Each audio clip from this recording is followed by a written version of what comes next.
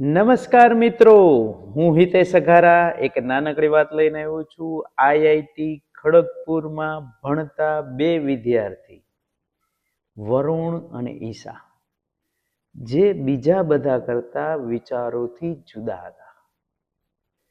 બીજા બધા સ્ટુડન્ટો શું વિચારતા કે કઈ કંપની કેમ્પસમાં આવવાની છે, કેટલું પેકેજ ઓફર કરવાની છે, ત્યારે ઈશા અને વરુણ એવું વિચારતા કે અત્યારે સૌથી મોટો પ્રોબ્લેમ કસ્ટમર કેર છે. તમને ખબર જ હશે મિત્રો, કસ્ટમર કેરમાં ફોન કરો એટલે લાંબુ વેઇટિંગ એક તો પ્લીઝ કોલ ઇન હોલ્ડ. માણસો થાકી જાય છે, પ્રશ્નોનું સોલ્યુશન મળતું નથી. એટલે ઈશા કે ટેકનોલોજી તો ચંદ્ર પર પહોંચી ગઈ, પણ માણસ તો હજી ફોનની આજુબાજુ જ લટકે છે. આઈઆઈટી પૂરું થાય છે. વરુણને સ્ટેનફોર્ડ યુનિવર્સિટીમાંથી પીએચડીની ઓફર આવે છે.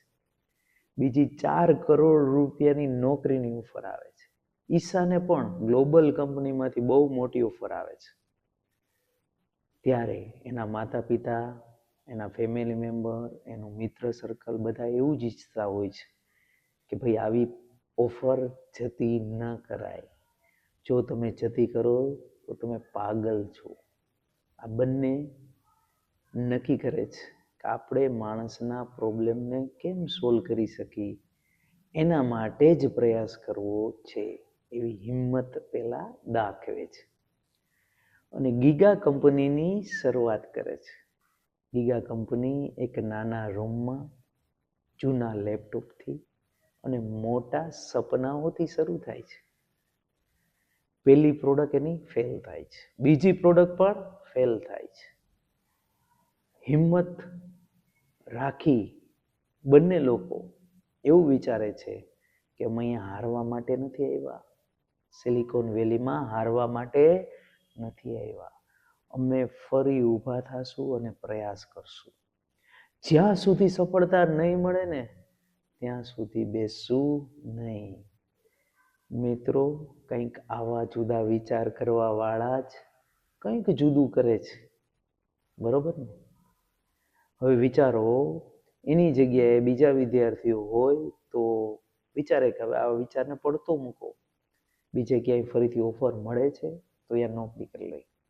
જ્યારે આ લોકો જુદા વિચારોથી હિંમત રાખીને સિલિકોન વેલીમાં જ ગીગા કંપની, જે એઆઈ એજન્ટ કસ્ટમર કેરમાં કસ્ટમર સાથે વાત કરે અને એક કસ્ટમરનો ખૂબ જ સારો રિસ્પોન્સ મળે કે ભાઈ અત્યાર સુધી અમે કરેલી વાતોમાં આ કસ્ટમર કેરમાં અમને સૌથી વધારે રિસ્પોન્સ મળ્યો છે. ધીમે ધીમે બધાનો ટ્રસ્ટ વધતો જાય, ક્લાયન્ટ પણ વધતા જાય અને સિલિકોન વેલીવાળા કહે છે વી બિલીવ ઇન યુ, અમને તમારા ઉપર સંપૂર્ણ વિશ્વાસ છે.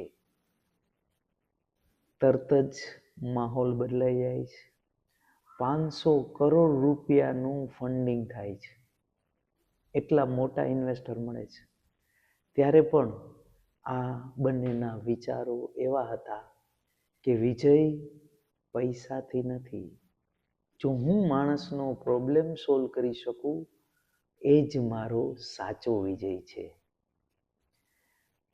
જ્યારે બીજા લોકો પૈસાની પાછળ દોટ મૂકતા હોય એ ક્યારેય સંતોષાથી નથી. જ્યારે આ લોકો માણસના પ્રોબ્લેમ કેમ સોલ્વ થાય એની પાછળ દોટ મૂકે છે, તો પૈસા તો એની પાછળ આવે જ. આપણને ઘણું બધું શીખવી જાય છે. મિત્રો, આપણને આ જીવનમાં 5 બોધપાઠ આપી જાય છે કે માર્ક્સ તો ઇમ્પોર્ટન્ટ છે, પણ હિંમત વધારે મહત્વની છે. ફેલિયર એ પાર્ટ છે કે તમે પ્રયત્નો કરી રહ્યા છો અને કમ્ફર્ટ ઝોન એક શત્રુ છે. પ્રશ્ન પૂછનાર વિદ્યાર્થી જ હંમેશા સફળતા મેળવે છે. તમે ક્યાંથી આવો છો ને એ મહત્વનું નથી, તમે શું વિચારી રહ્યા છો ને એ બહુ મહત્વનું છે. મિત્રો, તમે કદાચ આઈઆઈટીમાંથી અભ્યાસ ન કરતા હો, તમારી પાસે એવા કોઈ રિસોર્સિસ પણ ન હોય, પણ તમારી પાસે છે યુવા ઉંમર. આ ઉંમર ડરવાની નથી, આ ઉંમર અજમાવાની છે. યાદ રાખજો, વિશ્વને બદલનાર લોકો પરફેક્ટ નહોતા, પણ હિંમતવાળા હતા. જો વરુણને ઈર્ષા કરી શકે તો તમે પણ કરી શકો, કારણ કે તમારામાં પણ હિંમત, ઈચ્છા અને સપના જોવાની તાકાત છે. બસ મિત્રો, એક ડગલું આગળ વધો.